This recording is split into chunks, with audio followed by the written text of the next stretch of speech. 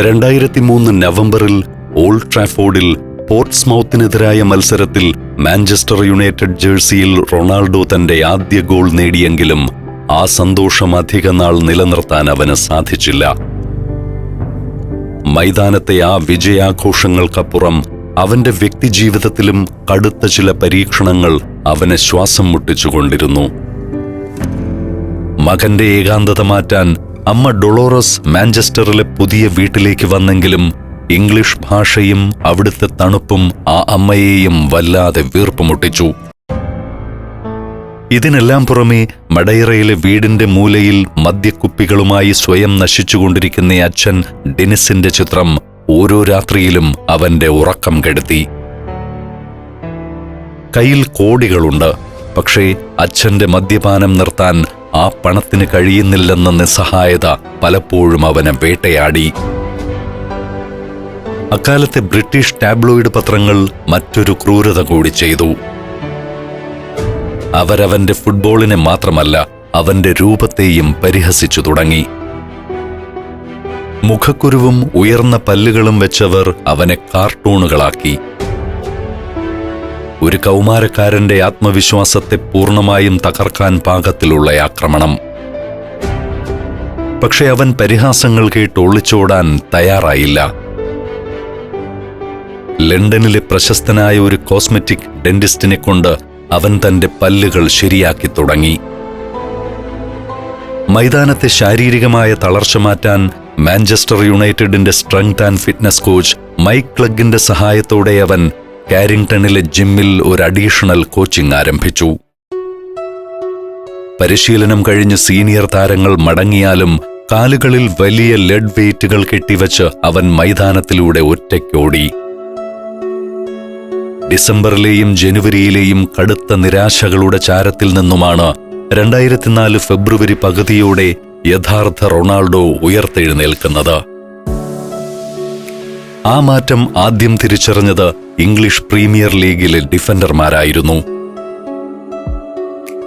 ഫെബ്രുവരിയിൽ FA cup pre ക്വാർട്ടറിൽ Manchester സിറ്റിക്കെതിരെയും പിന്നീട് ഫുൾഹാമിനെതിരെയും അവൻ നടത്തിയ മിന്നൽ കുതിപ്പുകളിൽ പുതിയൊരു താളമുണ്ടായിരുന്നു. ഗ്യാലറിയെ കൈയടിപ്പിക്കാൻ വേണ്ടിയുള്ള സ്റ്റെപ്പ് ഓവറുകൾ മാറി കൃത്യമായി ഡിഫൻഡർമാരുടെ നട്ടെല്ലൊടിക്കുന്ന മൂർച്ചയുള്ള ചുവടുകളായി അത് പരിണമിച്ചു. തന്നെ ഇടിച്ചിടാൻ വരുന്ന സെന്റർ ബാക്കുകളെ തോളുകൊണ്ട് ഇടിച്ചു തെറിപ്പിച്ചു മാറ്റുന്ന റൊണാൾഡോയെ കണ്ട് ഗ്യാലറിയിലിരുന്ന അലക്സ് ഫെർഗൂസൺ പുഞ്ചിരി തൂകി. ഷോപ്പോണി എന്ന പരിഹാസത്തിൽ നിന്നും വാർഹോസ് എന്ന പദവിയിലേക്കുള്ള അവന്റെ പ്രയാണം അവിടെ ആരംഭിക്കുകയായിരുന്നു. അങ്ങനെ 2004 മെയ് 22 വന്നെത്തി. കാർഡിഫിലെ മില്ലേനിയം സ്റ്റേഡിയം. ഇംഗ്ലീഷ് ഫുട്ബോളിലെ ഏറ്റവും പ്രൗഢോജ്വലമായ FA കപ്പ് ഫൈനൽ. എതിരാളികൾ മിൽവാൾ. പ്രീമിയർ ലീഗ് കിരീടം ആഴ്സണലിന്റെ ഇൻവിൻസിബിൾസ് കൊണ്ടുപോയ ആ സീസണിൽ മാഞ്ചസ്റ്ററിന്റെ മാനം കാക്കാൻ ഫെർഗൂസണ് കപ്പ് അനിവാര്യമായിരുന്നു. കളിയുടെ 44-ാം മിനിറ്റ്. വലത് വിങ്ങിൽ നിന്നും ഗാരി നെവിൽ അളന്നു മുറിച്ചു നൽകിയ ഒരു ക്രോസ് ബോക്സിനുള്ളിലേക്ക് പറന്നിറങ്ങി. മിൽവാളിന്റെ ബലിഷ്ഠരായ ഡിഫൻഡർമാർ പന്ത് ഹെഡ് ചെയ്യാൻ ഉയർന്നു ചാടി.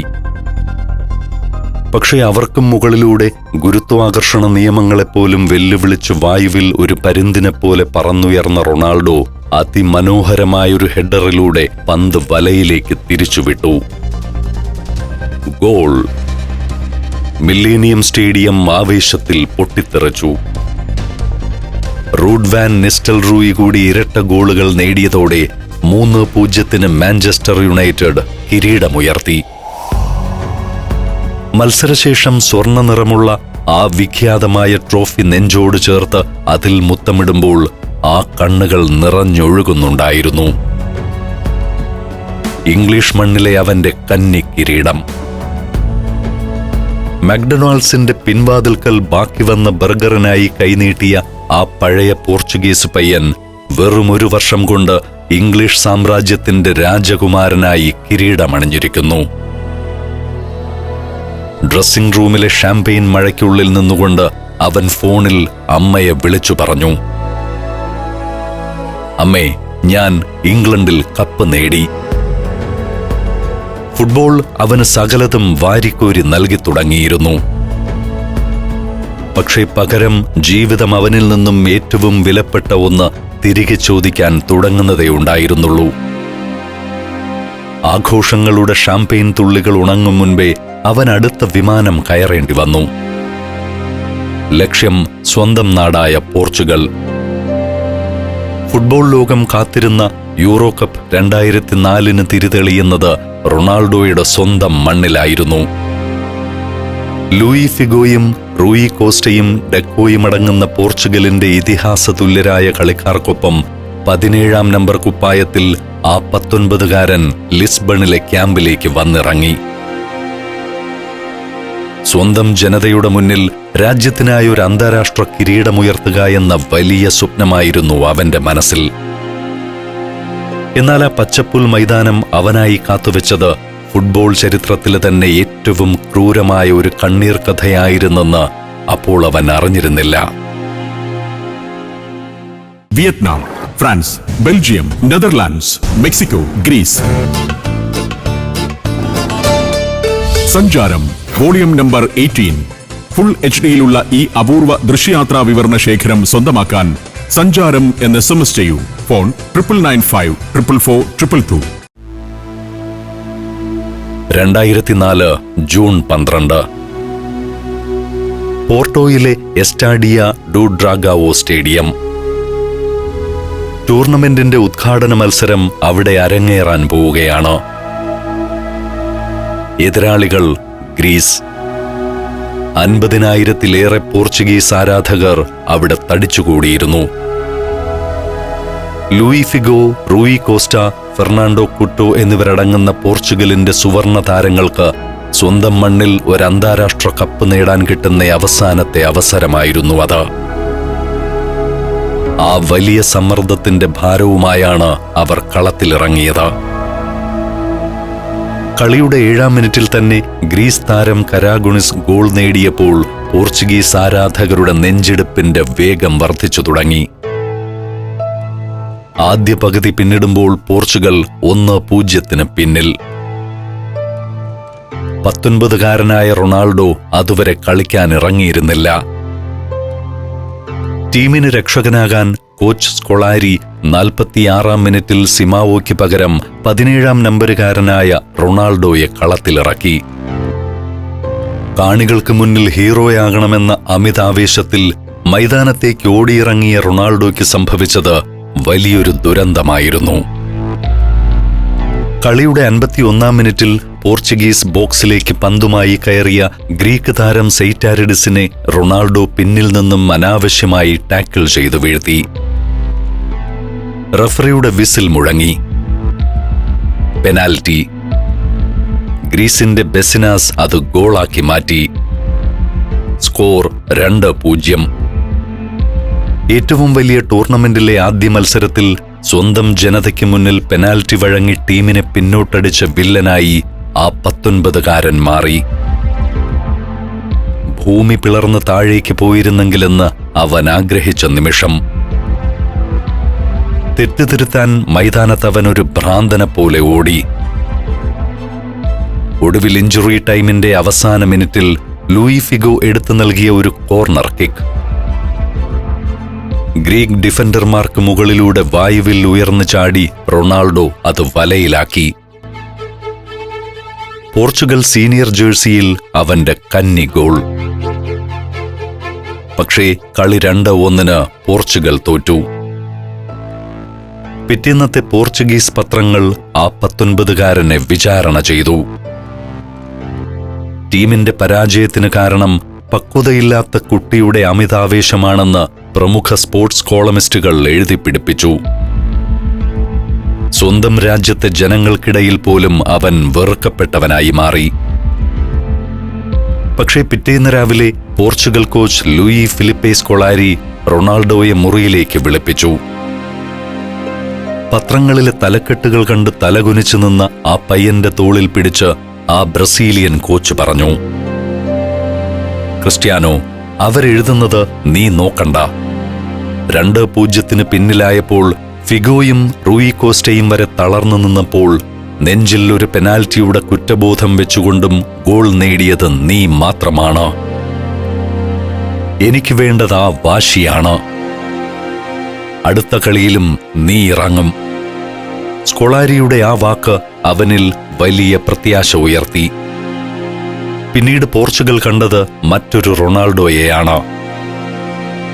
ഗ്രീസിനെതിരായ ആദ്യ തോൽവിക്ക് ശേഷം പോർച്ചുഗലിന് മുന്നിലുണ്ടായിരുന്നത് ജീവൻ മരണ പോരാട്ടം. 2 കളികൾ അവർക്ക് നിർണായകമായിരുന്നു. ആദ്യത്തേത് റഷ്യക്കെതിരെയായിരുന്നു. കളി 1-0 പോർച്ചുഗൽ മുന്നിട്ട് നിൽക്കുമ്പോഴും സമനിലയ്ക്കായി റഷ്യ ആഞ്ഞടിക്കുകയാണ്. 81-ാം മിനിറ്റിൽ പന്തുമായി ബോക്സിലേക്ക് ഇരച്ചുകയറിയ റൊണാൾഡോയ്ക്ക് സ്വന്തമായി സ്കോർ ചെയ്യാമായിരുന്നു. പക്ഷേ അവൻ ആ പന്ത് റൂയി കോസ്റ്റയ്ക്ക് മറിച്ചു നൽകി. സ്കോർ 2-0. സ്വന്തം ഗോൾ ദാഹം മാറ്റിവെച്ച് അവൻ നൽകിയ ആ അസിസ്റ്റ് ടീമിനെ കാത്തു. തൊട്ടടുത്ത മത്സരം അയൽക്കാരായ സ്പെയിനിനെതിരെ. സമനില പോരാ, ജയം അനിവാര്യം. ആ വലിയ പ്രഷർ ഗെയിമിൽ ടൂർണമെന്റിൽ ആദ്യമായി സ്കൊളാരി അവനെ സ്റ്റാർട്ടിംഗ് 11-ൽ ഇറക്കി. പുയോളും ഹെൽഗേരയും അടങ്ങിയ സ്പാനിഷ് കോട്ടയിലേക്ക് റൊണാൾഡോ ഒരു കൊടുങ്കാറ്റുപോലെ അടിച്ചു കയറി.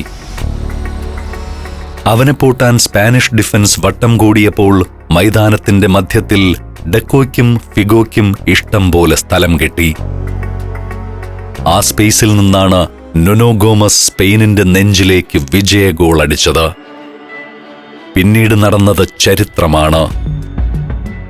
ക്വാർട്ടർ ഫൈനലിൽ ഇംഗ്ലണ്ടിനെതിരെ നിശ്ചിത സമയത്തും എക്സ്ട്രാ ടൈമിലും പൊരുതി നിന്ന റൊണാൾഡോ ഷൂട്ടൌട്ടിൽ ഇംഗ്ലീഷ് കാണികളുടെ കൂവലുകളെ വകവയ്ക്കാതെ പെനാൽറ്റി വലയിലാക്കി. സെമിയിൽ നെതർലൻഡ്സിനെതിരെ വായുവിൽ തീർത്ത മറ്റൊരു ബുള്ളറ്റ് ഹെഡറിലൂടെ അവൻ ടീമിന് ഫൈനൽ ടിക്കറ്റ് നേടിക്കൊടുത്തു. താമസിയാതെ മാധ്യമങ്ങൾ അവനെ രക്ഷകനായി വാഴ്ത്തിപ്പാടി തുടങ്ങി.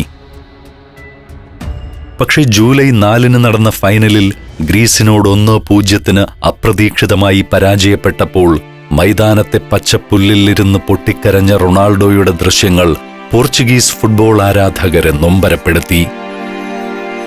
ക്യാപ്റ്റൻ ലൂയി ഫിഗോ വന്നവനെ ആശ്വസിപ്പിച്ചു.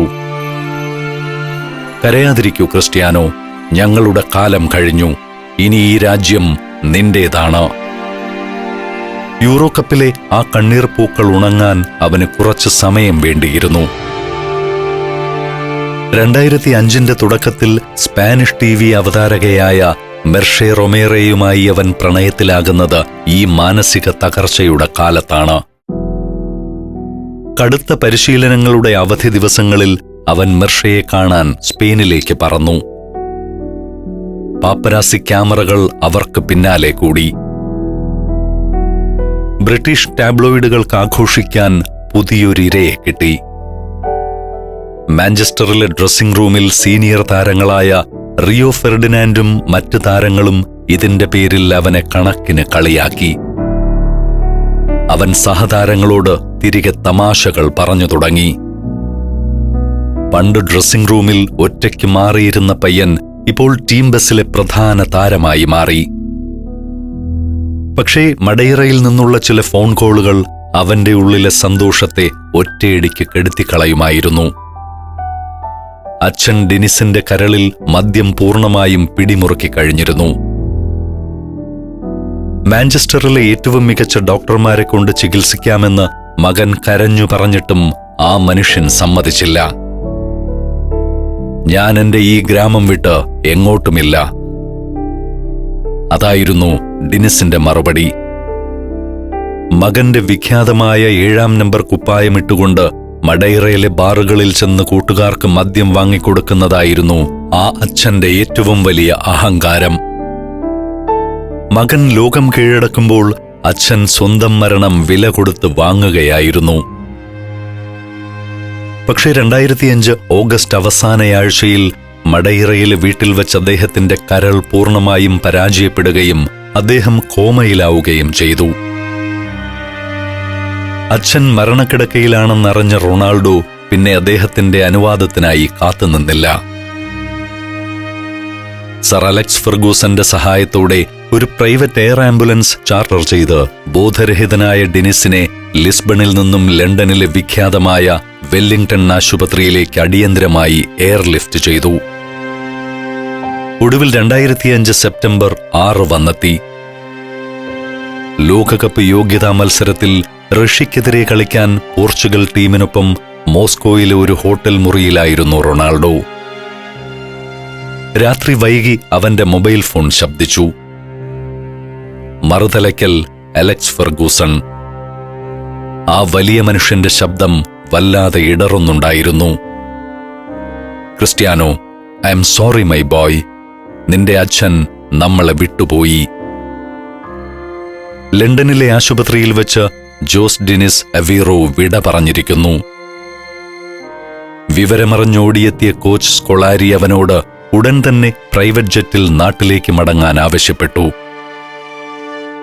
പക്ഷേ കണ്ണുനീർ തുടച്ചുകൊണ്ട് ആ 20-കാരൻ സ്കൊളാരിയോട് പറഞ്ഞ മറുപടി ഫുട്ബോൾ ചരിത്രത്തിലെ ഏറ്റവും ശ്രദ്ധേയമായ വാചകമായിരുന്നു. ഇല്ല കോച്ച്, ഞാൻ ഇന്ന് രാത്രി മടങ്ങുന്നില്ല. നാളെ എനിക്ക് റഷ്യക്കെതിരെ കളിക്കണം. കാരണം ഞാൻ ഈ മൈതാനത്ത് പന്ത് തട്ടുന്നത് കാണാനാണ് എന്റെ അച്ഛൻ ഏറ്റവും കൂടുതൽ ആഗ്രഹിച്ചിരുന്നത്. പിറ്റേ ദിവസം രാത്രി മോസ്കോയിലെ ലോക്കോമോട്ടീവ് സ്റ്റേഡിയത്തിലെ കൊടും തണുപ്പിലേക്ക് കയ്യിലൊരു കറുത്ത ബാഡ്ജും ധരിച്ച് അവൻ മൈതാനത്തിറങ്ങി. പന്ത് കാലിൽ കിട്ടുമ്പോഴൊക്കെ ഉള്ളുപൊട്ടുന്ന സങ്കടം കൊണ്ട് അവന്റെ കാഴ്ച മങ്ങിപ്പോകുന്നുണ്ടായിരുന്നു. എങ്കിലും അച്ഛന് സമർപ്പിക്കാൻ ഒരു ഗോൾ നേടണമെന്നേ അടങ്ങാത്ത വാശിയോടെ അവൻ മൈതാനത്തുകൂടി ഒരു ഭ്രാന്തനെപ്പോലെ ഓടി. റഷ്യൻ പ്രതിരോധക്കാരെ ഡ്രിബിൾ ചെയ്ത് കയറുമ്പോൾ അവന്റെ ശരീരത്തിന്റെ വേഗത സാധാരണയേക്കാൾ ഇരട്ടിയായിരുന്നു.